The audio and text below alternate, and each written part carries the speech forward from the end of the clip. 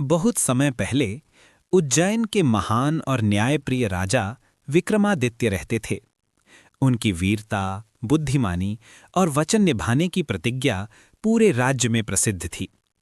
एक दिन एक तांत्रिक राजा विक्रम के पास आया और बोला, हे राजन, यदि आप एक विशेष तंत्र साधना में मेरी सहायता करें तो आपके राज्य का कल्याण होगा। इसके लिए आपको शमशान में लटके हुए एक शव से बेताल नामक प्रेत को लाना होगा। राजा ने तुरंत वचन दिया, यदि ये जनता के कल्याण के लिए है तो मैं अवश्य करूंगा। रात का समय, तूफान और घोर अंधेरा। विक्रम तलवार लेकर शमशान पहुंचे। वहां पेड़ पर उल्टा लटका हुआ एक शव देखा जिसमें बेताल नाम का प्रेत रहता था। उन्होंने बिना डरे शव को कंधे पर उठाया और चल पड़े।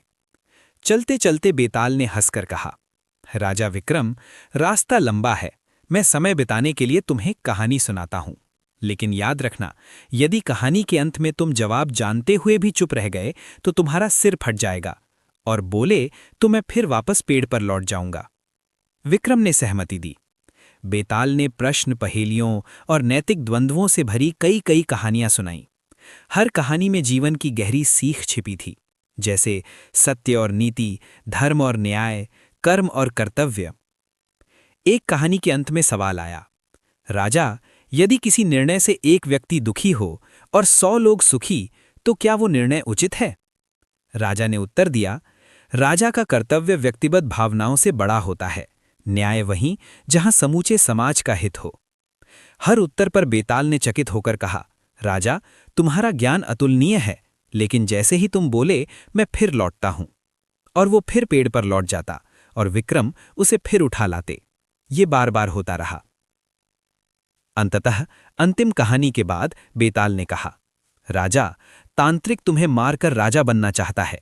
यदि तुम वहां सीधे गए तो जीवन संकट में पड़ जाएगा। विक्रम मुस्कुराए, धन्यवाद बेताल, मेरे प्राण बचाने के लिए। फिर उन्होंने धोखे को समझते हुए तांत्रिक को हराया और अपनी राज्य की रक्षा की। सीख, राजा विक्रम की तरह वचन निभाना बड़ा धर्म है। सही निर्णय वही जो सबके भले के लिए हो। सच्चा बुद्धिमान वही जो परिस्थिति कितनी भी कठिन हो विवेक और साहस नहीं खोता। यही है राजा विक्रम और बेताल की अमर कथा।